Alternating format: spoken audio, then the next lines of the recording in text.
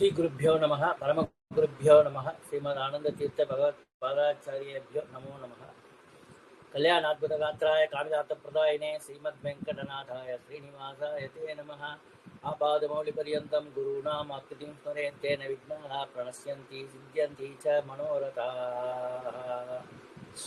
ಎಲ್ಲರಿಗೂ ನಮಸ್ಕಾರ. ನಾವು ಬಂದು ಧನುರ್ಮಾಸ ಮಾಹಿತಿ ಇದರ ಬಗ್ಗೆ ನೋಡ್ತಾ ಇದ್ದೆವು.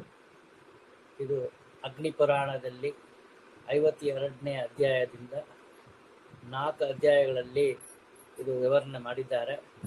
ಮೊದಲನೇ ಅಧ್ಯಾಯದಲ್ಲಿ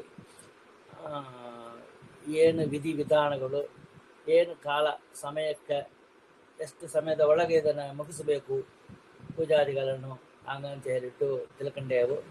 2ನೇ ಅಧ್ಯಾಯದಲ್ಲಿ ಸ್ತ್ರೀ ಲೋಲುಪನಾದ ರಾಜ ದಿನಾಲು ಸ್ತ್ರೀ ಭೋಗ ಮಾಡಬೇಕು. ಅವನಿಗೆ ಇನ್ನೊಬ್ಬರ ಹೆಂಡತಿ, ವಿದ್ವಾಂಸರ ಹೆಂಡತಿ, ಪಂಡಿತರ ಹೆಂಡತಿ ಕೂಡ ಅವನಿಗೆ ನಿಷಿದ್ಧ ಅಲ್ಲ.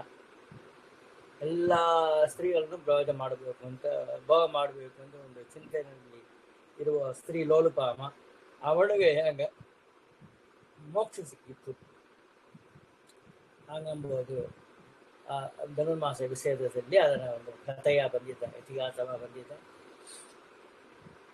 ಅದಕ್ಕೆ ಮೇಲೆ ಒಂದು 3ನೇ ಅಧ್ಯಾಯದಲ್ಲಿ ಏನೇನು ದಾನಗಳು ಮಾಡಬೇಕು, ಯಾಕೆ ಮಾಡಬೇಕು, ಅದರಿಂದ ಏನು ಲಾಭ ಎಂಬುದನ್ನು ನೋಡಿದೆವು. ಇವಾಗ ಅಂತಿಮ ಅಧ್ಯಾಯ, ಕೊನೆಯ ಅಧ್ಯಾಯ, ಬ್ರಾಹ್ಮಣ ಭೋಜನ ಮತ್ತು ಸ್ವಯಂ ಪಾಕದ ಮಹಿಮೆ. ಸಾಕ್ಷಾತ್ ಶ್ರೀ ಕೃಷ್ಣನೇ ಬಂದು ನಮಗೆ ತೋರಿಸ್ತಾನ ಸ್ವಯಂ ಪಾಕದ ಮಹಿಮೆ, ಬ್ರಾಹ್ಮಣ ಉಂಡಲ ಎಂಜಿಲಿ ಎಲ್ಲ ತೆಯ್ಯೋದ ಮಹಿಮೆ ಎಲ್ಲ. ದಿನಕ್ಕೆ ಮಠಕ್ಕೆ ಬರ್ತಾರೆ, ಊಟ ಮಾಡ್ತಾರೆ, ಕೈ ತೊಳ್ಕೊಂಡು ಹೊತಾಲೇ ಇರ್ತಾರೆ. ಆ ಕೈನೂ ಕೂಡ ಒರೆಸೋದಿಲ್ಲ, ಹಾಗೆ ಹೊರಟು ಇರ್ತಾರೆ. ಆ ಬ್ರಾಹ್ಮಣರು ಊಟ ಮಾಡಿದ ಎಲೆಯನ್ನು ತೆಗೆದ್ರೆ ಏನು ಪುಣ್ಯ ಎಂಬುದು ಧನುರ್ಮಾಸದಲ್ಲಿ ನಾವು ಅವಶ್ಯ ತಿಳ್ಕೊಬೇಕು. ಎಲ್ಲ ಸ್ತ್ರೀಯರನ್ನು ತಿಳ್ಕೊಬೇಕು. ಯಾರಿಗೂ ಮುಡಿಲ್ವ, ಯಾರು ಚಾರ್ಲಿ ಕೂತಿದ್ದಾರೆ, ಮುಟ್ಟಿ ನೋವು ಇದೆ, ಸೊಂಟ ನೋವು ಇದೆ, ಹಂಗೆ ಅಂತ ಇರೋರು, ಕಾಲು ನೋವು, ಕಳಕೊಳಕಾಗೋದು ಒಂದು ಅವ್ರ ಬಗ್ಗೆ ಒಂದನ್ನು ಹೇಳಕ್ಕಿಲ್ಲ. ಅವ್ರ ಕರ್ಮಾನುಸಾರವಾಗಿ ಪೂರ್ವಜನ್ಮ ಕೃತಂ ಪಾಪಂ ಪುಣ್ಯಂ ಇದರ ಫಲವಾಗಿ ಅವ್ರಿಗೆ ಒಳ್ಳೆ ಆರೋಗ್ಯವೋ ಇಲ್ಲ ಕೆಟ್ಟ ಆರೋಗ್ಯವೋ ಅದು ಪರಮಾತ್ಮ ನಮಗೆ ಕೊಡ್ತಾನೆ. ನಮ್ಮ ಜಾತಕ ಕುಂಡಲಿ ಪ್ರಕಾರ ನಮಗೆ ಅದು ನಡೀತಾ ಇಲ್ಲವೇ. ಅವರುಗಳ ಬತ್ತಿ ಆರೋಗ್ಯ ಯಾರಿಗೆ ತಪ್ಪಿದೆಯೋ ಅವ್ರ ಬಗ್ಗೆ ನಾವು ವಿಚಾರ ಮಾಡಬೇಕಾಗಿಲ್ಲ. ಯಾರು ಆರೋಗ್ಯವಾಗಿದ್ದೀರೋ ಅವರು ಕೊನೆ ಮುಟ್ಟು ನೀವು ಆರೋಗ್ಯವಾಗಿ ಉಳಿಬೇಕು, ನಿಮಗೆ ಯಾವ ರೋಗಗಳು ಬರಬಾರ್ದು ಹಂಗಂತ ಹೇಳಿ ನಿಮಗೆ ಅಪೇಕ್ಷೆ ಇದ್ದರೆ ಮಠಗಳೆಲ್ಲ ಹೋದರೆ ಆ ಬ್ರಾಹ್ಮರು ಉಂಟ ಮಾಡೋ ಎಲೆಗಳನ್ನ ದಯಮಾಡಿ ತೈರಿ ತುಂಬ ವಿಶೇಷ. ಇದನ್ನ ದೀರ್ಘ ಸುಮಂಗಳಿತ್ವ ಬರುತ್ತೆ, ಮೋಕ್ಷ ಸಿಕ್ಕುತ್ತೆ, ಗಂಡನ ಆರೋಗ್ಯನೂ ಚೆನ್ನಾಗಿರುತ್ತೆ. ಹಂಗಂಬೋದನ್ನ ಇದನ್ನ ನಾವು ಅವಶ್ಯ ಎಲ್ಲ ಸ್ತ್ರೀಯರನ್ನು ತಿಳ್ಕೊಂಡೇ ಆಗಬೇಕು. ಶ್ರೀ ಗುರುಭ್ಯೋ ನಮಃ ಪರಮ ಗುರುಭ್ಯೋ ನಮಃ. ಶ್ರೀಮದ್ ಆನಂದ ತೀರ್ಥ ಭಗವತ್ ಪಾದಾಚಾರ್ಯೇಭ್ಯೋ ನಮೋ ನಮಃ. ಬ್ರಹ್ಮೋವಾಚ ಹರೇಗೆ ಪ್ರೀತಿ ವಿಧಾನಾರ್ಥಂ ಬ್ರಾಹ್ಮಣಾನಾಂ ನಿಮಂತ್ರಣಂ ಪರಸ್ಮಿನ್ನೇವ ದಿನೇ ಇತ್ಯುಕ್ತಂ ತು ಸುರೋತ್ತಮ. ಹೇ ದೇವೋತ್ತಮ ಪರಮಾತ್ಮ ಶ್ರೀಹರಿಯಾದ ನಿನ್ನ ಪ್ರೀತ್ಯರ್ಥವಾಗಿ ಬ್ರಾಹ್ಮಣರನ್ನು ಭೋಜನಕ್ಕೆ ಮೊದಲ ದಿನವೇ ಆಮಂತ್ರಿಸಿ ಮನೆಗೆ ಕರೆದುಕೊಂಡು ಬಂದು ಮರುದಿನ ಬೆಳಿಗ್ಗೆ ಭೋಜನ ಮಾಡಿಸಬೇಕೆಂದು ತಿಳಿಸಿದಿ. ಅನುಕೂಲೋ ಗೃಹೇ ನಾಸ್ತಿ ಕಥಂ ಕಾರ್ಯಂ ದ್ವಿಜಾತಿಭಿಃ ಏತದ್ಬ್ರೂಹಿ ಮಹಾಭಾಗ ಸರ್ವಜ್ಞೋಪಿ ಸುರೋತ್ತಮ. ಹೇ ದೇವೇಂದ್ರ ಭಗವಂತ ಶ್ರೀಹರಿ,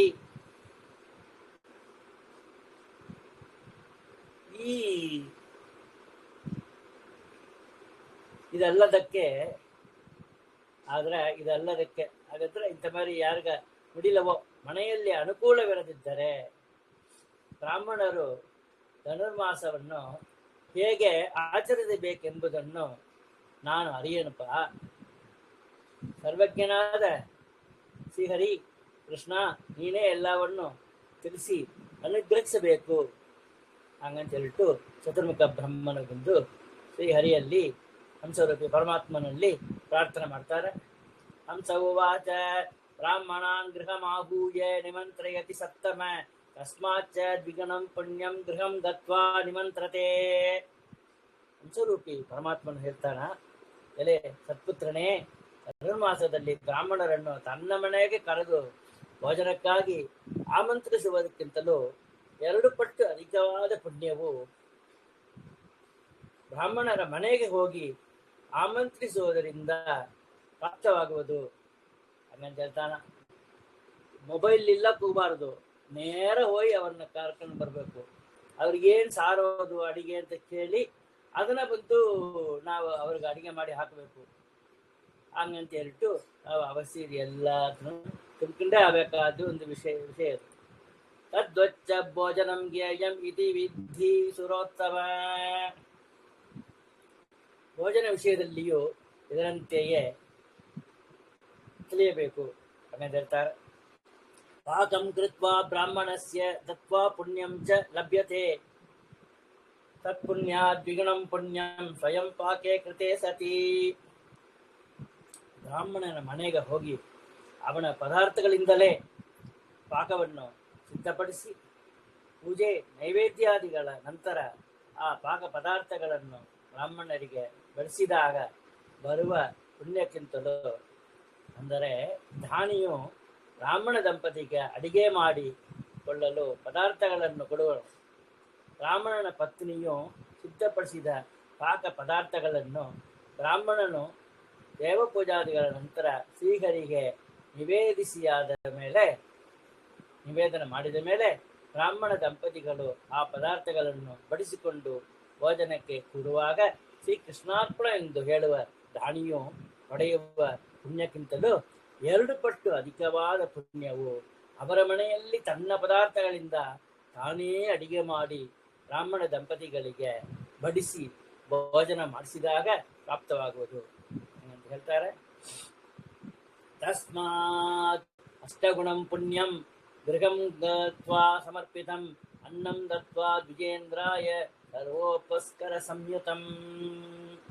ಇನ್ನು ತನ್ನ ಮನೆಯಲ್ಲಿ ಸಿದ್ಧಪಡಿಸಿ ಸಂಸ್ಕೃತವಾದ ವಿವಿಧ ಪಾಕ ಪದಾರ್ಥಗಳನ್ನು ಬ್ರಾಹ್ಮಣ ದಂಪತಿಗಳಿಂದ ಮನೆಗೆ ಹೋಗಿ ಸಮರ್ಪಿಸಿದರೆ 8 ಪಟ್ಟು 8 ಟೈಮ್ಸ್. ಮೊದಲಲ್ಲಿ ದ್ವಿಗುಣ ಹೇಳಿದರು. ನಾವು ನಮ್ಮ ಪದಾರ್ಥಗಳನ್ನು ತಗೊಂಡೋಗಿ ಅವ್ರ ಮನೆಯಲ್ಲಿ ಹೋಗಿ ನಾವೇ ಅಡಿಗೆ ಮಾಡಿ ಬಡಿಸೋದು.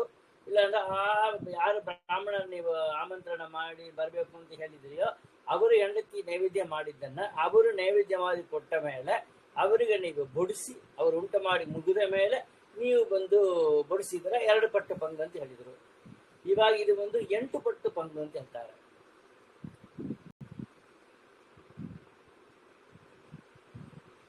ಭಕ್ತ್ಯಾ ಚ ತದ್ಗೃಹೇ ಭುಕ್ತ್ವಾ ಸರ್ವ ಪಾಪೈಃ ಪ್ರಮುಚ್ಯತೆ ಮಹಾಪಾತಕಯುಕ್ತೋಪಿ ಗಚ್ಚೇತ್ ವೈಷ್ಣವ ಮಂದಿರಂ. ಪಾಕ ಪದಾರ್ಥಗಳನ್ನು ವಿಜೇಂದ್ರನಿಗೆ ಸಮರ್ಪಿಸಿ ಅವನ ಮನೆಯಲ್ಲಿಯೇ ಶೇಷ ಪದಾರ್ಥಗಳನ್ನು ಸೇವಿಸುವವರ ಸಕಲ ಪಾಪಗಳೂ ನಾಶವಾಗುವುದಪ್ಪ. ಅಂಥವನು ಪಾತಕಗಳಿಂದ ಮುಕ್ತನಾಗಿದ್ದರೂ ಪಾಕದಾನ ಭಜನಾದಿಗಳಿಂದ ಶುದ್ಧನಾಗಿ ಮರಣಾನಂತರ ವಿಷ್ಣು ಲೋಕವನ್ನು ಹೊಂದುವನು. ಹಂಗಂತೇಳಿಟ್ಟು ಸ್ಪಷ್ಟವಾಗಿ ತಿಳಿಸ್ತಾರೆ. ಯಾವುದು ನಮಗೆ ಬಂದು ಯಾವ ಸಂದೇಹವೇ ಇಲ್ಲ ಹಂಗ ನಮಗೆ ಅಷ್ಟು ಸ್ಪಷ್ಟವಾಗಿ ಪರಮಾತ್ಮ ಹಂಸರೂಪಿ ಪರಮಾತ್ಮ ಶ್ರೀಕೃಷ್ಣ ನಮ್ಮ ಎಲ್ಲಾರ್ಗು ಈ ಇತಿಹಾಸದ ಕಥೆಯ ಮೂಲಕ ನಮಗೆ ತಿಳಿಸಿದ್ದಾನ. ಎಲ್ಲಾ ಪಾಪಗಳನ್ನು ನಾಶವಾಗಿ ಆ ಪಾಕದಾನ ಭೋಜನಾದಿಗಳಿಂದ ಪಾಕದಾನ ಮಾಡಿದ್ದು ಅಡಿಗೆ ಮಾಡಿ ದಾನ ಮಾಡಿದ್ದು ಶುದ್ಧನಾತಾನದರಿಂದ ಮರಣಕ ಮೇಲೆ ವಿಷ್ಣು ಲೋಕವನ್ನು ಹೊಂದುತ್ತಾನೆ ಅಂತ ಹೇಳಿದ್ದಾರೆ. ಯಾಚಯೇತ್ ವೈಷ್ಣವಸ್ಯಾನ್ನಂ ತದ್ಭಾವೇ ಜಲಂ ಪಿಬೇತ್ ಇತಿ ಜ್ಞಾತ್ವೇಗ ವಿಪ್ರೇಂದ್ರ ಸಪತ್ನೀಗಂ ದ್ವಿಜೋತ್ತಮಂ. ಭೋಜಯಿತ್ವಾ ಗೃಹಂ ಗಚ್ಚೇತ್ ಸ ಮುಕ್ತೋ ಭವತಿ ಧ್ರುವಂ. ಎಲ್ಲ ಯಾವಾಗಲೂ ವೈಷ್ಣವರ ಅರ್ಥಾತ್ ವಿಷ್ಣು ಭಕ್ತರ ಮನೆಯಲ್ಲಿರುವ ಅನ್ನವನ್ನೇ ಭೋಜನಕ್ಕಾಗಿ ಪ್ರಾರ್ಥಿಸಿ ಪಡೆಯಬೇಕು, ಇಚ್ಛಾ ಸ್ವೀಕಾರ ಮಾಡಬೇಕು. ಅನ್ನವು ಸಿಗದಿದ್ದರೆ ಅವ್ರಿಗೆ ಅಕಸ್ಮಾತ್ ಅನುಕೂಲ ಇಲ್ಲ, ಅಷ್ಟ ಅವ್ರಿಗೆ ಹಣಕಾಸು ದ್ರವ್ಯಗಳು ಇಲ್ಲ ಅಂತ ಹೇಳಿದ್ರೆ, ಸಿಕ್ಕದಿದ್ದರೆ ವೈಷ್ಣವರ ಮನೆಯ ಜಲವನ್ನಾದರೂ ಕೇಳಿ ಪಡೆದು ಕುಡಿಯಬೇಕು. ಅವ್ರ ಮನೆಯಲ್ಲಿ ಒಯ್ ಬಡವರಿದ್ದಾರೆ, ಅವ್ರಿಗೆ ಒಂದು ಮಾಡ್ಲಕ್ಕೆ ಬಿಡಿ, ಒಂದು ಅವ್ರ ಮನೆಯಲ್ಲಿ ಒಯ್ ಒಂದು ಲೋಟ ನೀರು ಕುಡಿದುಬಿಟ್ಟು ಅವ್ರಿಗೆ ಆಶೀರ್ವಾದ ಮಾಡಿ ಬಂದರು ಹಂಗಂತ ಹೇಳಿದ್ದಾನೆ ಪರಮಾತ್ಮ. ನೀರೇ ಒಂದು ಆಹಾರ. ಬ್ರಹ್ಮ ಈ ವಿಷಯವನ್ನು ತಿಳಿದು ಸಪತ್ನೀಕನಾದ ಬ್ರಾಹ್ಮಣನಿಗೆ ಅವನ ಮನೆಯಲ್ಲೇ ಭೋಜನ ಮಾಡಿಸಿ ತನ್ನ ಮನೆಗೆ ತಿರುಗಿ ಬಂದು ಭೋಜನ ಮಾಡುವವನೋ ಮುಂದೆ ನಿಶ್ಚಿತವಾಗಿ ಮೋಕ್ಷವನ್ನು ಪಡೆಯುತ್ತಾನ ಹಂಗಂತ ಹೇಳಿದ್ದಾರೆ. ಭೋಜನಾದ್ ದ್ವಿಗುಣಂ ಪುಣ್ಯಂ ಸ್ವಯಂ ಪಾಕೆ ಕೃತೆ ದ್ವಿಜೆ ತದೇ ತದ್ ವಿಷಯೇ ಪ್ರೋಕ್ತಂ ಸರ್ವವೃತ್ತಂ ಕಥಾಂತರೇ.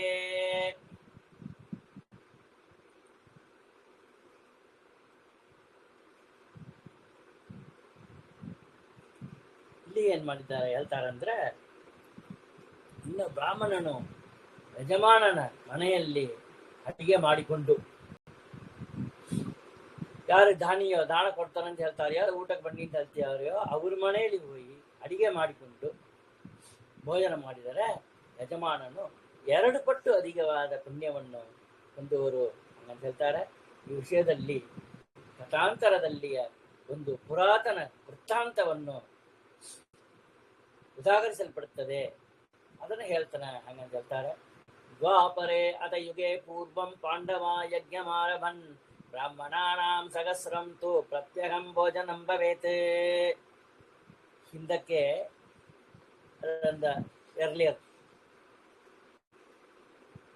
ದ್ವಾಪರ ಯುಗದಲ್ಲಿ ಪಾಂಡವರು ಒಂದು ಯಜ್ಞವನ್ನು ಪ್ರಾರಂಭಿಸಿದರು. ಆ ಯಜ್ಞ ಅಂಗವಾಗಿ ಪ್ರತಿದಿನ ಒಂದು ಸಹಸ್ರ ಬ್ರಾಹ್ಮಣರ ಭೋಜನ ನಡೆಯಬೇಕಾಗಿದ್ದಿತ್ತು. ಏಕಸ್ಮಿನ್ನೇವ ಹಿ ದಿನೇ ಮಧ್ಯಾಹ್ನ ಸಮಯೇ ದ್ವಿಜಃ ಏಕಸ್ಮಿನ್ ಏವ ಹಿ ದಿನೇ ಮಧ್ಯಾಹ್ನ ಸಮಯೇ ದ್ವಿಜಃ ಅನ್ನಾರ್ತಿ ಬ್ರಾಹ್ಮಣಃ ಕಶ್ಚಿತ್ ಧರ್ಮರಾಜ ಗೃಹಂ ಪ್ರತಿ. ಆ ಧರ್ಮರಾಜ ಯುಧಿಷ್ಠಿರನ ಮನೆಗೆ ಬರ್ತಾನ. ಹೀಗೆ ನಿತ್ಯವೂ 1000 ಜನರಿಗೆ ಊಟ ಹಾಕ್ತಾಳೆ ಇದ್ರು. ದ್ರೌಪದಿ ಅಡಿಗೆ ಮಾಡಿ ಕೊಡ್ತಾಳೆ ಇದ್ದು, ಭೀಮಸೇನ ಬಡಿಸ್ತಾಳೆ ಇದ್ದ. ಹೀಗೆ ನಿತ್ಯವೂ ನಡ್ತಾ ಇರೋ ಸಮಯದಲ್ಲಿ ಒಂದು ದಿನ ಮಧ್ಯಾಹ್ನದ ಸಮಯಕ್ಕೆ ಒಬ್ಬ ಬ್ರಾಹ್ಮಣನು ಅನ್ನಾರ್ತಿಯಾಗಿ ಭವತಿ ಭಿಕ್ಷಾಂ ದೇಹಿ ಹಂಗಂತೇಳ್ಬಿಟ್ಟು ಭವಾನ್ ಭಿಕ್ಷಾಂ ದೇಹಿ ಹಂಗಂತೇಳ್ಬಿಟ್ಟು ಅರ್ಚನೆ ಮಾಡ್ತಾ ಧರ್ಮರಾಜನ ಅರಣ್ಮನೆ ಎದುರ ಬಂದು ನಿಂತ. ದೃಷ್ಟ್ವಾ ಚ ಧರ್ಮರಾಜಾನಂ ಅನ್ನಂ ದೇಹಿ ತುವಾಚಃ ಶ್ರುತ್ವಾ ತದಾ ಬ್ರವೀತ್ ವಾಕ್ಯಂ ಸ್ನಾತ್ವಾ ಆಗಚ್ಚದ್ ದ್ವಿಜೋತ್ತಮ. ಅಲ್ಲಿ ಬಂದ ಧರ್ಮರಾಜನನ್ನು ಕಂಡು, ಓ ರಾಜನೇ, ನನಗೆ ಭಿಕ್ಷೆಯನ್ನು ನೀಡು ಎಂದು ಯಾಚಿಸಿದನು. ಇದನ್ನು ಕೇಳಿದ ಧರ್ಮರಾಜನು, ಹೇ ದ್ವಿಜೋತ್ತಮ, ಸ್ನಾನವನ್ನು ಮಾಡಿಕೊಂಡು ಬಾ, ಅಷ್ಟರಲ್ಲಿ ಎಲ್ಲವೂ ಸಿದ್ಧವಾಗಿರುವುದು ಹಂಗಂತ ಹೇಳ್ತಾನ. ಇತ್ಯುಕ್ತೆ ಚ ತದಾ ವಿಪ್ರೇ ಸ್ವಯಂ ಪಾಕಿ ತ್ವಹಂ ತ್ವಿತಿ ಇತ್ಯುಕ್ತೆ ಪ್ರಾಗಸತ್ ರಾಜ ಪಾಕೆ ನೈವ ದ್ವಿಜೋತ್ತಮ.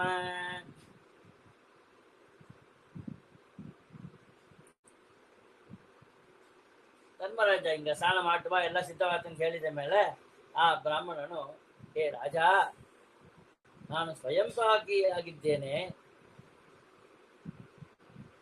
ಆದ್ದರಿಂದ ಸ್ವಲ್ಪ ಸ್ಥಳವನ್ನು ಕೊಟ್ಟರೆ ನಾನೇ ಸ್ವಯಂ ಅಡಿಗೆ ಮಾಡಿಕೊಳ್ಳುವೇನು ಹಂಗಂತ ತಿಳಿಸ್ತಾ ಬ್ರಾಹ್ಮಣನ ಮಾತುಗಳನ್ನು ಕೇಳಿ ಧರ್ಮರಾಜನು ಗಟ್ಟಿಯ ನೈತಾನ ನಕ್ಕು, ಹೇ ಬ್ರಾಹ್ಮಣೋತ್ತಮನೇ, ಈಗಂತೂ ಅಡಿಗೆ ಮಾಡಲು ಸ್ಥಳವಿಲ್ಲ, ಅಡಿಗೆ ಪದಾರ್ಥಗಳೂ ಇಲ್ಲ.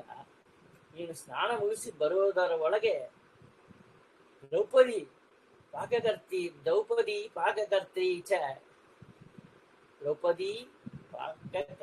ಚ ಭೀಮಸ್ತು ಪರಿವೇಶತಿ ಬ್ರಾಹ್ಮಣಾನಾಂ ಭೋಜನಂತು ಅಹಂ ಕರ್ತ ದ್ಯೋತ್ತಮ. ನಾನು ಬಂದು 1000 ಬ್ರಾಹ್ಮಣರಿಗೆ ನಾಳೆ ಊಟ ಹಾಕ್ತಾನೆ, ದ್ರೌಪದಿಗೂ ಅಡಿಗೆ ಮಾಡಿಡುವಡು, ಭೀಮಸೇನನು ನಿನಗೆ ಬಡಿಸುವನು. ಈ ಯಜ್ಞದ ಯಜಮಾನನಾದ ಯುಧಿಷ್ಠಿರನಾದ ಧರ್ಮರಾಜನಾದ ನಾನು ಬ್ರಾಹ್ಮಣನ ಭೋಜನ ಮಾಡಿಸುವಾಗ ಕೃಷ್ಣಾರ್ಪಣ ಹೇಳುವೇನು. ಯಜಮಾನ ನಾನು ಯಜಮಾನ ಗೋಸ್ಕರ ನಾನು ಹೇಳುವೇನು ಹಂಗಂತ ಹೇಳ್ತಾನ.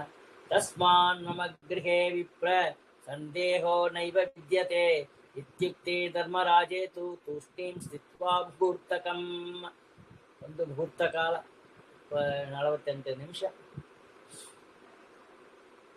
ಎರಡು ಇದು ಹೇಳ್ತಾರೆ, 24 ನಿಮಿಷ ಹೇಳ್ತಾರೆ, 48 ನಿಮಿಷ ಅಂತ ಹೇಳ್ತಾರೆ, ಎರಡೂ ಕೂಡುತ್ತೆ ಮುಹೂರ್ತಕಂ. ಆದ್ದರಿಂದ ಹೇ ವಿಪ್ರ, ನನ್ನ ಮನೆಯಲ್ಲಿ ನಿನ್ನ ಭೋಜನಕ್ಕೆ ಸಕಲ ವ್ಯವಸ್ಥೆಯಾಗುವುದು, ಯಾವ ಸಂದೇಹವನ್ನು ಪಡೆದಿರು ಎಂದು ಹೇಳಲು ಆ ಬ್ರಾಹ್ಮಣನು ಒಂದು ಮುಹೂರ್ತ ಕಾಲ, ಅರ್ಥಾತ್ 24 ನಿಮಿಷ ಇಲ್ಲ 48 ನಿಮಿಷ ಕಾಲ ಹಾಗೆ ಸುಮ್ಮನೆ ನಿಂತುಕೊಂಡ ಅಂತ, ಬದಲೇ ಮಾತಾಡಲ್ಲ ಅಂತ. ತೂಷ್ಣೀಂ ಸ್ಥಿತ್ವ, ಸೈಲೆಂಟ, ತೂಷ್ಣೀಂದ ಸೈಲೆಂಟ್, ಮೌನವಾಗಿ ನಿಂತುಕೊಂಡೇ ಇದ್ದಾನಂತ. ತಸ್ಮಿನ್ನೇವ ಕಾಲೇ ತು ಕೃಷ್ಣೋ ಉಪೇತ್ಯ ನೃಪಾಂತಿಕಂ ಅಬ್ರವೀತ್ ಯಾದವ ಶ್ರೇಷ್ಠೋ ತಸ್ಮಾತ್ ತಿಷ್ಠತ್ತವಾಂತಿಕೆ. ಅದೇ ಸಮಯಕ್ಕೆ ಸರಿಯಾಗಿ ಯಾದವ ಶ್ರೇಷ್ಠನಾದ ಶ್ರೀಕೃಷ್ಣನು ಅಲ್ಲಿಗೆ ಬಂದು ಧರ್ಮರಾಜನ ಸನ್ನಿಹಕ್ಕೆ ಹೋಗಿ, ಅಯ್ಯ,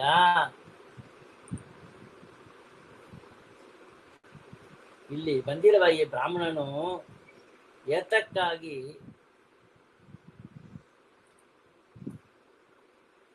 ಇನ್ನೆದುರು ಹೀಗೆ ನಿಂತುಕೊಂಡಿದ್ದಾರೆ ಹಂಗಂತ ಶ್ರೀಕೃಷ್ಣ ಧರ್ಮರಾಜನನ್ನು ಕೇಳಿದ. ರಾಜ ತದಾ ಬ್ರವೀತ್ ಕೃಷ್ಣಂ ಸ್ವಯಂ ಪಾಕಂ ಕರೋಮ್ಯಹಂ ಇತ್ಯುಚ್ಯತೆ ತದ್ವಿಪ್ರೇಣ ಸ್ಥಳಂ ಚೈವ ನ ವಿದ್ಯತೆ.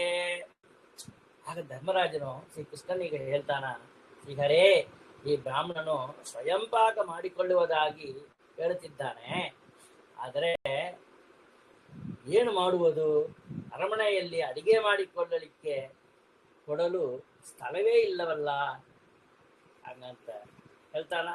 ಇತ್ಯುಕ್ತವಂತಂ ರಾಜಾನಾಮೂಚೆ ಕೃಷ್ಣೋ ಜಗದ್ಗುರು ಏವಂ ಚೇತ್ ತರ್ಹಿ ರಾಜೇಂದ್ರ ಆಜ್ಞಾಂ ದೇಹಿ ದ್ವಿಜೋತ್ತಮಂ. ಧರ್ಮರಾಜನ ಈ ಮಾತುಗಳನ್ನು ಕೇಳಿದ ಜಗದ್ಗುರುವಾದ ಶ್ರೀಕೃಷ್ಣನು ಕೃಷ್ಣಮ್ಮಂದೇ ಜಗದ್ಗುರು ಸುದೇವ ಸುಧಂ ದೇವಂ ಚಾಣೂರಮರ್ದನಂ ದೇವಕಿ ಪರಮಾನಂದಂ ಕೃಷ್ಣಮ್ಮಂದೇ ಜಗದ್ಗುರು ಅಂತ. ಜಗದ್ಗುರು ಅಂದ್ರೆ ಸಾಕ್ಷಾತ್ ಕೃಷ್ಣ ಪರಮಾತ್ಮನೇ ಶ್ರೀಕೃಷ್ಣನು. ಹಾಗಾದ್ರೆ ಹೇ ರಾಜೇಂದ್ರ, ಅವ ಹಸುವಾತ ಉಲ್ಟ ಹಾಕು ಅಂತ ಹೇಳ್ತಾ ಬಂದಿದ್ದಾನ, ಅದನ್ನು ಧನುರ್ಮಾಸದಲ್ಲಿ ಬಂದಿದ್ದಾನ. ಆ ಬ್ರಾಹ್ಮಣನಿಗೆ ಹೇಳು, ನನಗೆ ಭೋಜನ ಮಾಡಿಸುವ ಶಕ್ತಿ ಇಲ್ಲ, ಹಾಗೂ ಪಾಕಕ್ಕೆ ನಿಂಗೆ ಕೊಡಾಕ ಸ್ಥಳವೂ ಇಲ್ಲ ಪಾಕ ಮಾಡಿಕೊಳ್ಳಕ್ಕ ಎಂದು ಸ್ಪಷ್ಟವಾಗಿ ತಿಳಿಸಿಬಿಟ್ಟು ಅವನಿಗೆ ಮುಂದಕ್ಕೆ ಹೋಗಲು ಬೇಡ ನೋಡು ಹಂಗಂತ ತಿಳಿಸು ಹಂಗಂತ ಪರಮಾತ್ಮ ಶ್ರೀಕೃಷ್ಣ ಹೇಳ್ತಾನ. ಶಕ್ತಿರ್ನಾಸ್ತಿ ಸುಖಂ ಗಚ್ಚ ಇತಿ ವಕ್ತುಂ ನ ಶಕ್ಯತೆ ಇತ್ಯುಕ್ತಂ ಧರ್ಮರಾಜಾನಂ ತದಾ ಕೃಷ್ಣೋ ಅಬ್ರವೀದಿದಂ. ಧರ್ಮರಾಜ ಹೇಳ್ತಾನೆ, ಶ್ರೀಹರೇ, ಶಕ್ತಿ ಇಲ್ಲ, ಸುಖವಾಗಿ ಮುಂದಕ್ಕೆ ಹೋಗಿ ಎಂದು ನಾನಂತೂ ಹೇಳಲಾರನು, ನನ್ನಿಂದ ಸಾಧ್ಯ ಇಲ್ಲ. ಇದನ್ನು ಕೇಳಿದ ಶ್ರೀಕೃಷ್ಣನು, ಹಾಗಾದರೆ ಅಡಿಗೆ ಮಾಡಿಕೊಳ್ಳಲು ಅವನಿಗೆ ಸ್ಥಳವನ್ನು ನೀಡು ಹಾಗಂತ ಹೇಳ್ತು ಒಂದು ಸೂಚನೆ ಮಾಡ್ತಾನ, ಸಲಹೆ ಕೊಡ್ತಾನ. ಭೋಜನಸ್ಯ ಸ್ಥಳಂ ವಿಪ್ರ ಸ್ವಯಂ ಪಾಕಂ ಕುರುಷ್ವತ ಸ ತಥಾ ಸ್ಮೃತಿ ರಾಜೇಂದ್ರಂ ಬ್ರಾಹ್ಮಣೋ ಹರ್ಷಮಾಗತಃ. ಶ್ರೀಕೃಷ್ಣನ ಆಜ್ಞಾನುಸಾರವಾಗಿ ಧರ್ಮರಾಜನು ಆ ಬ್ರಾಹ್ಮಣನ ಕುರಿತು, ಏ ವಿಪ್ರವರ್ಯ,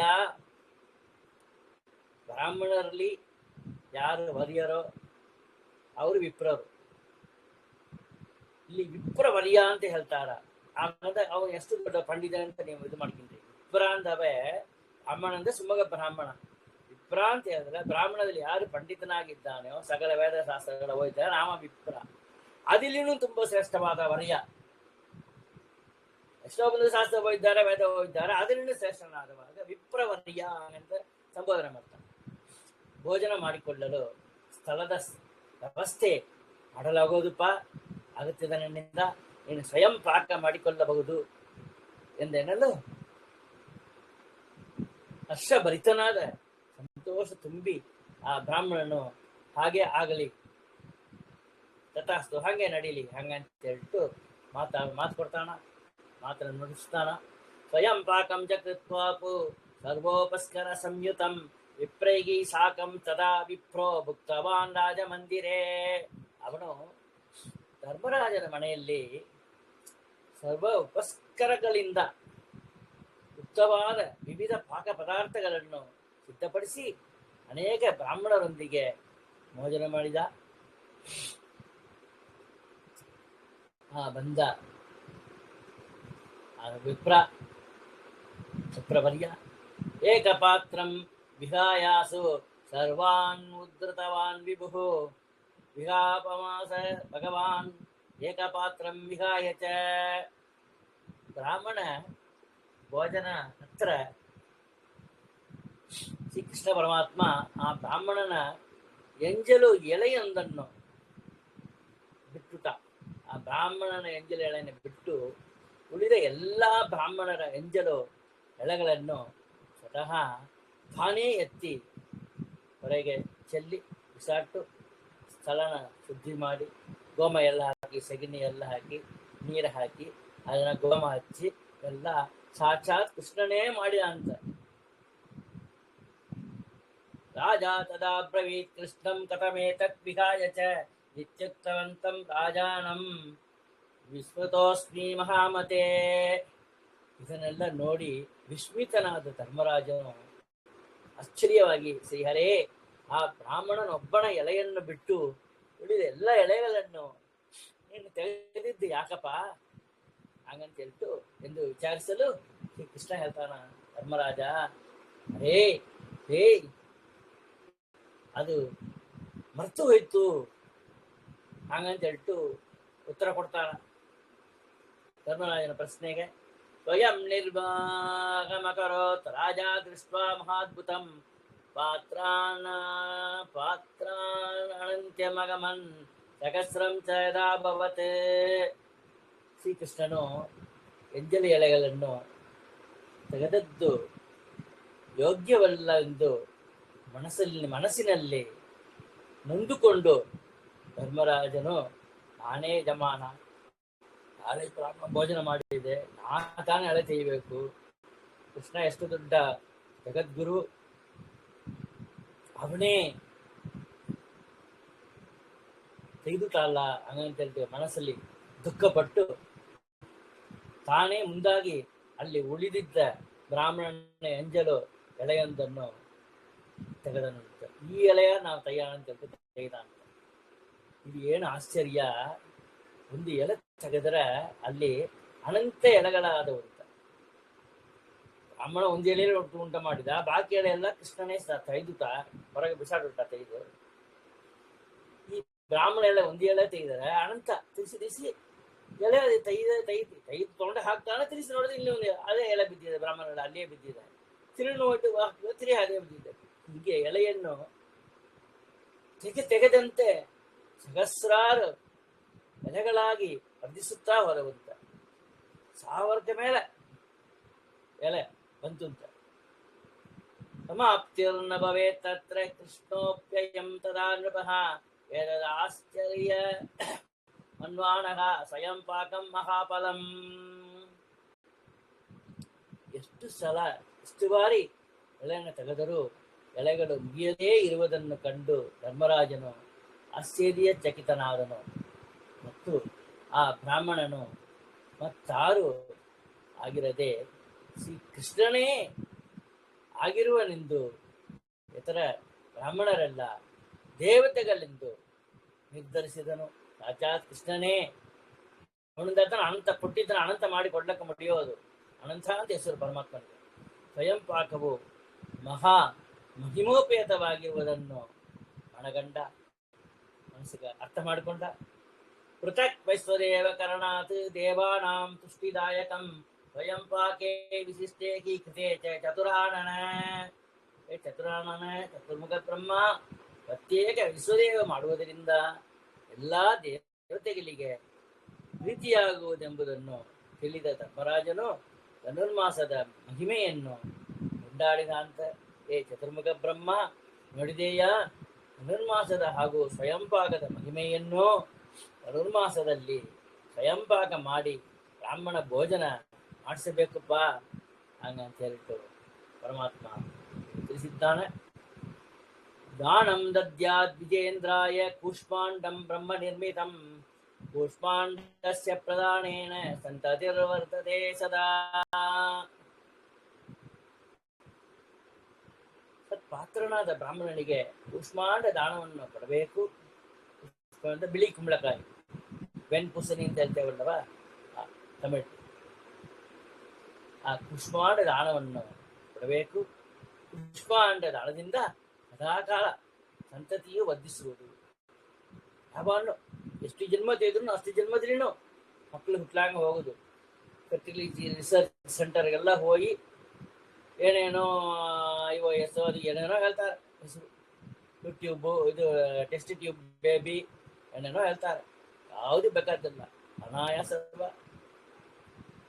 ಕ್ಯಾಶುವಲ ಎಲ್ಲ ಎಷ್ಟು ಜನ್ಮ ತೆಗೆದ್ರು ಅಷ್ಟು ಜನ್ಮದಲ್ಲೂ ಮಕ್ಕಳು ಹುಟ್ಟೋದು ಏನ್ ಹೇಳ್ತಾರೆ. ಧನುರ್ಮಾಸಸ್ಯ ಮಾಹಾತ್ಮ್ಯಂ ಸುತ್ವಾ ಮೋಕ್ಷಂ ಅವಾಪ್ನುಯಾತ್. ಇಂಥ ಮಹಿಮೋಪೇತವಾದ ಧನುರ್ಮಾಸದ ಮಹಾತ್ಮೆಯನ್ನು ಯಾರು ಭಕ್ತಿಯಿಂದ ಹೇಳುವರೋ, ಯಾರು ಹೇಳ್ತಾರೆಯೋ ಅವರುಗಳು ಎಲ್ಲ ಜನ್ಮದಲ್ಲಿನೂ ಸಂತತಿ ಸಿಕ್ಕರು. ಮತ್ತು ಶ್ರವಣ ಮಾಡ್ತಾರೆಯೋ ಕೇಳೋರು ಅವರು ಇಹಲೋಕದಲ್ಲಿ ಸುಖದಿಂದ ಇದ್ದು ಮರಣಾನಂತರ ಮೋಕ್ಷವನ್ನು ಹೊಂದುತ್ತಾರೆ ಅಂತ ಹೇಳಿದ್ದಾರೆ. ಇತಿ ಶ್ರೀ ಪಂಚರಾತ್ರಾಗಮೇ ಬ್ರಹ್ಮಹಂಸ ಸಂವಾದೆ ಧನುರ್ಮಾಸ ಮಾಹಾತ್ಮ್ಯ ಚತುರ್ಥೋಧ್ಯಾಯ. ಶ್ರೀ ಲಕ್ಷ್ಮೀ ನರಸಿಂಹಾರ್ಪಣಮಸ್ತು, ಶ್ರೀ ರಾಮಚಂದ್ರಾರ್ಪಣಮಸ್ತು, ಶ್ರೀ ಕೃಷ್ಣಾರ್ಪಣಮಸ್ತು. ಇಲ್ಲಿಗೆ ಶ್ರೀ ಪಂಚರಾತ್ರ ಆಗಮದಲ್ಲಿ ಬ್ರಹ್ಮಹಂಸ ಸಂವಾದದಲ್ಲಿ ಉಕ್ತವಾದ ಧನುರ್ಮಾಸ ಮಹಾತ್ಮೆಯಲ್ಲಿ ಬ್ರಾಹ್ಮಣ ಭೋಜನ ಮತ್ತು ಸ್ವಯಂಪಾಕ ಮಹಿಮೆ ಎಂಬ 4ನೆಯ ಅಧ್ಯಾಯವು ಸಮಾಪ್ತವಾಯಿತು.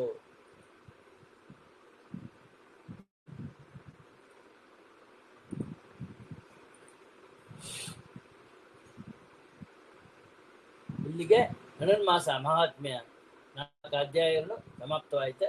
ಸರ್ವಂ ಶ್ರೀ ಕೃಷ್ಣಾರ್ಪಣಮಸ್ತು. ಇನ್ನೂ ಇದು ಒಂದು ವಿಶೇಷವಾದ ಒಂದು ಶ್ಲೋಕ.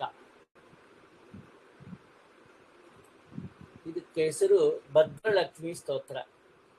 ಈ ಧನುರ್ಮಾಸದಲ್ಲಿ ಪ್ರಾತಃ ಕಾಲದಲ್ಲಿ ಕಾಲದಲ್ಲಿ ಸ್ನಾನ ಮಾಡಿ ದೇವ ಪೂಜೆ ಮಾಡಿಟ್ಟು ಈ ಸ್ತೋತ್ರವನ್ನು ಯಾರು ಹೇಳ್ತಾರೋ ಅವರಿಗೆ ಏನೇನು ಅನುಕೂಲ ಸಿಕ್ಕುತ್ತೆ ಎಂಬುದನ್ನ ಹೇಳ್ತಾರೆ. ನಿಧಾನವಾಗಿ ನಾ ಈ ಶ್ಲೋಕನ ಹೇಳ್ತಾನೆ. ಅವಶ್ಯ ತಿಳಿಸಿ ಹಾಕಿ ಕೇಳಿದ್ರಿಂದ ಲೈಕ್ ಮಾಡ್ರಿ, ಶೇರ್ ಮಾಡ್ರಿ, ಸಬ್ಸ್ಕ್ರೈಬ್ ಮಾಡ್ರಿ. ಎಲ್ಲರಿಗೂ ಒಳ್ಳೆದಾಗ್ತದೆ. ಶ್ರೀದೇವಿ ಪ್ರಥಮಂ ನಾಮ ದ್ವಿತೀಯಂ ಅಮೃತೋದ್ಭವ ತೃತೀಯಂ ಕಮಲಾ ಪ್ರೋಕ್ತ ಚತುರ್ಥಂ ಲೋಕ ಸುಂದರಿ. 4 ಆಯ್ತು. ಪಂಚಮಂ ವಿಷ್ಣು ಪತ್ನೀತಿ ಷಷ್ಠಂ ಶ್ರೀ ವೈಷ್ಣವೀತಿ ಚ ಸಪ್ತಮಂ ತು ವರಾರೋಗ ಅಷ್ಟಮಂ ಹರಿವಲ್ಲಭ. ಇನ್ನೊಂದು 4 8 ಆಯ್ತು. ನವಮಂ ಸಾಂಗಿನಿ ಪ್ರೋಕ್ತ ದಶಮಂ ದೇವದೇವಿಕಾ ಏಕಾದಶಂ ಮಹಾಲಕ್ಷ್ಮಿ ದ್ವಾದಶಂ ಲೋಕ ಸುಂದರಿ. ಮಹಾಲಕ್ಷ್ಮಿಯ 12 ನಾಮಗಳನ್ನು ಇಲ್ಲಿ ವರ್ಣನೆ ಮಾಡಿದ್ದಾರೆ. ನಿಧಾನಕ್ಕೆ ನಾ ಹೇಳಿದ್ದೇನೆ, ಮತ್ತೆ ಹಾಕಿ ಕೇಳಿದ್ರಿ ಅಂದ್ರೆ ನಿಮಗೆ ಸಿಕ್ಕತೆ. ಬೈಗಾಟ ಇಡೋದು ಅವಶ್ಯ ಈ ಧನುರ್ಮಾಸದಲ್ಲಿ ಅದನ್ನೆಲ್ಲ ಹೇಳ್ರಿ. ಶ್ರೀ ಪದ್ಮ ಕಮಲಾ ಮುಕುಂದ ಮಗಿಷಿ ಲಕ್ಷ್ಮೀ ಸ್ತ್ರೀ ಲೋಕೇಶ್ವರಿ ಮಾ ಕ್ಷೀರಾಬ್ದಿ ಸುತ ಅರವಿಂದ ಜನನಿ ವಿದ್ಯಾ ಸರೋಜಾತ್ಮಿಕಾ ಸರ್ವಾಭೀಷ್ಟ ಫಲ ಪ್ರದೇತಿ ಸತತಂ ನಾಮಾನಿ ಯೇ ದ್ವಾದಶ. ಸರ್ವ ಅಭಿಷ್ಟಗಳು ಫಲವತ್ತಾಗ್ತಾ ಪ್ರದೇತಿ ಪ್ರಕರ್ಷೇಣ ದದಾತಿ ಕೊಡ್ತಾಳ. ಸತತಂ ಯಾವಾಗಲೂ ಕೊಡ್ತಾಳ. ನಾಮಾನಿ ಯೇ ದ್ವಾದಶ ನಾಮಾನಿ, ಈ 12 ನಾಮಗಳಿಂದ ದೇವಿನ ಸ್ತೋತ್ರ ಮಾಡಿದರೆ ಪ್ರಾತಃ ಶುದ್ಧತರಾಹ ಪಠಂತಿ ಸತತಂ ಸರ್ವಾಂ ಲಭಂತೆ ಶುಭಾನ್. ಪ್ರಾತಃ ಕಾಲದಲ್ಲಿ ಸ್ನಾನ ಶುದ್ಧಿನ ಮಾಡಿಕೊಂಡು ಜಪಾದಿಗಳೆಲ್ಲ ಮುಡಿಸ್ಕೊಂಡು ದೇವರ ಪೂಜೆ ಎಲ್ಲ ಮುಡಿಸಿಟ್ಟು ಯಾರು ಇದನ್ನ ಓದ್ತಾರೋ ಅವರಿಗೆ ಸತತಂ ಯಾವಾಗಲೂ ಸರ್ವಾಂ ಲಭತೆ ಶುಭಾನ್. ಶುಭಾನ್ ಮಂಗಳವೇ ಯಾವಾಗಲೂ ಉಂಟಾಗುತ್ತೆ, ಅಮಂಗಳವೇ ಇಲ್ಲ ಹಾಗಂತ ಹೇಳ್ತು ತಿಳಿಸಿದ್ದಾರೆ. ಭದ್ರಲಕ್ಷ್ಮೀ ಸ್ತವಂ ನಿತ್ಯಂ ಪುಣ್ಯಂ ಏತಚ್ಚುಭಾವಹಂ ಕಾಲೇ ಸ್ನಾತ್ವಾಪಿ ಕಾವೇರ್ಯಾಂ ಜಪಶ್ರೀ ವಿಷ್ಣು ಸನ್ನಿಧೌ. ಭದ್ರಲಕ್ಷ್ಮಿ ಸ್ತವಾಯ್ ಎಂಬ ಈ ಸ್ತೋತ್ರಗಳನ್ನು 12 ನಾಮಗಳಿಂದ ಕೂಡಿದ ಮಹಾಲಕ್ಷ್ಮಿಯ ಸ್ತೋತ್ರವನ್ನು ನಿತ್ಯವೂ ಪಾರಾಯಣ ಪಠನ ಮಾಡಿದರೆ ಪುಣ್ಯಂ ಏತಚ್ಚುಭಾವಹಂ. ಏತತ್ ಈ ದಾಸದ ನಾಮಗಳಿಂದ ಮಹಾಲಕ್ಷ್ಮಿ ದೇವಿಯನ್ನು ನಾವು ಸ್ತೋತ್ರ ಮಾಡಿದರೆ ಶುಭಾವಹಂ ಶುಭವೇ ನಮಗೆ ತುಂಬಿ ಇರುತ್ತೆ. ಕಾಲೇ ಸ್ನಾತ್ವಾಪಿ ಅಂದ್ರೆ ವಸತ್ಕಾಲದಲ್ಲಿ ಬ್ರಹ್ಮ ಮುಹೂರ್ತದಲ್ಲಿ ಕಾವೇರಿ ನದಿಯಲ್ಲಿ ಸ್ನಾನ ಮಾಡಿ ಜಪಃ ಶ್ರೀ ವಿಷ್ಣು ಸನ್ನಿಧೌ ಶ್ರೀರಂಗ ಕಾವೇರಿಯಲ್ಲಿ ಸ್ನಾನ ಮಾಡಿಟ್ಟು ರಂಗನಾಥ ದೇವಸ್ಥಾನಕ್ಕೆ ಹೋಗಿ ಆ ರಂಗನಾಥನ ಸನ್ನಿಧಾನದಲ್ಲಿ ಇದನ್ನ ಪಾರಾಯಣ ಮಾಡಿದರೆ ಪಠನ ಮಾಡಿದರೆ ಅನಂತ ಪುಣ್ಯ ನಿಮಗೆ ಸಿಕ್ಕುತ್ತೆ. ಅವಂತ ಅನಂತ ಶಯನ ಶೇಷನ ಮೇಲೆ ಮಡ್ಕೊಂಡು ದಾನ ನೆಲ್ಲು ಅಳದು ಹಾಕ್ತಲೇ ಇದ್ದ, ನಿದ್ದೆ ಬಂತು. ಆ ನೆಲ್ಲು ಅಳಿಯೋ ಆ ಅಳತೆ, ಆ ಮರಕ ಅಂತ ಹೇಳೋರು ತಮಿಳಲ್ಲಿ, ಆ ಅಳತೆ ಪಾತ್ರಣವೇ ತಲೆಗಿಟ್ಟುಕೊಂಡು ಹಂಗೆ ಯೋಗ ನಿದ್ರ ಸುಖವಾದ ಯೋಗ ನಿದ್ರೆಯನ್ನ ಮಾಡ್ತಾಳೆ ಇದ್ದಾನ. ಇತಿ ಶ್ರೀ ಭದ್ರಲಕ್ಷ್ಮೀ ಸ್ತೋತ್ರಂ ಸಂಪೂರ್ಣಂ. ಸರ್ವಂ ಶ್ರೀಕೃಷ್ಣಾರ್ಪಣಮಸ್ತು. ಇಲ್ಲಿಗೆ ಈ ಧನುರ್ಮಾಸ ಮಹಾತ್ಮ್ಯ ಮುಗಿತು. ಯಾರಿಗ ಆಗಲವೋ ಇದು ಎಲ್ಲವೇ ನೀವು ಒಂದು ಏನೇನು ಸಾಮಗ್ರಿಗಳು items what are the ingredients ಅದು ಉಪಯೋಗ ಪಡಿಸಬೇಕು ಅದನ್ನೆಲ್ಲ ಕೂಡ ತೆಗೆದು ಒಂದು ಬ್ರಾಹ್ಮಣರಿಗೆ ರಚನೆ ಸಹಿತವಾಗಿ ಒಂದು ತೆಂಗಿನಕಾಯಿ ಒಳರಡಿಕೆ ಎತ್ತು ಏದಾರು ಒಂದು 4-5 ಹಣ್ಣುಗಳು ಇಟ್ಟು ನಮಸ್ಕಾರ ಮಾಡಿಕೊಂಡು ನಮಗೆ ನಿಮ್ಮ ಮಡಿಗೆ ತಕ್ಕಂಗೆ ನಮ್ಮಿಂದ ಮಡಿಯ ಪಾಕ ಮಾಡಿ ಕೊಡ್ಲಕ್ಕ ಆಗುದು. ನಮ್ಮ ಮನೆಯಲ್ಲಿ ನೀವು ಬಂದು ಸ್ವಯಂ ಪಾಕ ಮಾಡಿಗೆಲ್ಲಕ್ಕೂ ನಮಗೆ ನಮ್ಮ ಮನೆಯಲ್ಲಿ ಅನುಕೂಲ ಇಲ್ಲ. ಅದಕ್ಕೋಸ್ಕರ ಇದರ ನೀವು ದಯಮಾಡಿ ನೀವು ಸ್ವಯಂ ಪಾಕ ಮಾಡಿ ದೇವಿಯರಿಗೆ ನೈವೇದ್ಯ ಮಾಡಿ ನೀವು ಬಂದು ಸ್ವೀಕಾರ ಮಾಡಿರಿ. ನಮಗೆ ಕೊಂಚ ನೀವು ಊಟ ಮಾಡಿ ಮಿಕ್ಕಿದ ಆ ಶೇಷ ಪ್ರಸಾದವನ್ನು ನಮಗೇನು ಚೂರು ಕೊಡ್ರಿ ಹಂಗಂತ ನೀವು ಕೇಳ್ಕೊಂಡ್ರಿ ಅಂದ್ರೆ ನಿಮ್ಮ ಕೈಯಿಂದ ನೀವು ಅಡಿಗೆ ಮಾಡಿ ಹಾಕಿದ ಪುಣ್ಯ ನಿಮಗೆ ಬರ್ತ 8 ಪಟ್ಟು 8 ಟೈಮ್ಸ್ ಬರ್ತ ಅಂತ ಹೇಳಿದ್ದಾರೆ. ಅಂತ ಒಂದು ಪವಿತ್ರವಾದ ಮಾರ್ಗಶೀರ್ಷ ಮಾಸದಲ್ಲಿ ದಿನಾಲು ಕೇಳ್ರಿ ಇದನ್ನ. ಈ ಉಪನ್ಯಾಸ ಬಂದು ಒಂದೇ ಒಂದು ದಿನ ಕೇಳಿಬಿಟ್ಟೆ ಸಾಕೊಂದು ಬಿಡ್ಬೇಡ್ರಿ. ದಿನಾಲು ಕೇಳಿದ್ರೆ ಒಂದು ಸರ್ತಿ ಕೇಳೋಂತಾದ್ರೂ ಒಂದು ನಿಮಗೆ ಅರ್ಥ ಆಗೋದು. 30 ದಿನ ಕೇಳಿದ್ರಿ ಹಂಗಂದ್ರೆ 25 ದಿನ ಕೇಳಿದ್ರಿ ಅಂದ್ರೆ ಈ ಅಧ್ಯಾಯವೇ 4 ಅಧ್ಯಾಯನೂ ನಮಗೆ ಬೈಕಾಟ್ ಆಯಿಡೋದು. ಬರೋ ವರ್ಷ ನೀವು ಒಂದು ಹಾಗೆ ಪುಸ್ತಕ ಪೇಪರ್ ನೋಡ್ಲಾಗವೇ ನೀವು ಹೇಳುವಂದು ಅಂತ ಒಂದು ಇದು ಯಾರಿಗಾರು ಅವಶ್ಯ ನಂಗೆ ಕೊಟ್ಟು ಕಳಿಸಿ ಆಚಾರ್ಯ ಹಂಗಂತ ಹೇಳಿದ್ರೆ ಸಂಸ್ಕೃತದಲ್ಲಿ ಇದೆ. ಸಂಸ್ಕೃತ ಅಕ್ಷರ ಕನ್ನಡ ಭಾಷೆ ಅದರಲ್ಲಿ ಇದೆ. ಅದನ್ನು ನೀವು ಒಂದು ಇದು ಮಾಡುವಂದು. ಇಲ್ಲ ನಂಗೆ ತಮಿಳ್ ತಾನೇ ಬೇಕು ಅಂತ ಹೇಳಿದ್ರು ಇದನ್ನು ತಮಿಳಿನ ಅದನ್ನ ಕನ್ವರ್ಟ್ ಮಾಡಿ ಕೊಡ್ತೇನೆ ನಾನು. ಹರೇ ನಮಃ. ಸರ್ವಂ ಶ್ರೀ ಕೃಷ್ಣಾರ್ಪಣಮಸ್ತು. ನಂಗೆ ಅದು ಬುದ್ಧಿಗೆ ತೋಚಿದಷ್ಟು ಹೇಳಿದ್ದೇನೆ. ತೊದಲ್ ನೋಡಿ ಅಂತ ಹೇಳೋರು ಚಿಕ್ಕ ಮಕ್ಕಳಿಗೆ ಮಳೆಯಲ್ಲಿ ಏನೋ ಮಾತಾಡೋದಂತ ಅಂತ ಮಾರಿ ಹೇಳಿದ್ದೇನೆ. ಏದಾರು ತಪ್ಪು ಇದ್ದರೆ ಕ್ಷಮಾಪಣೆ ಮಾಡಿಕೊಂಡ್ರಿ. ಅವಶ್ಯ ಮತ್ತು ಕೇಳ್ರಿ. ಹರೇ ನಮಃ. ಸರ್ವಂ ಶ್ರೀ ಕೃಷ್ಣಾರ್ಪಣಮಸ್ತು.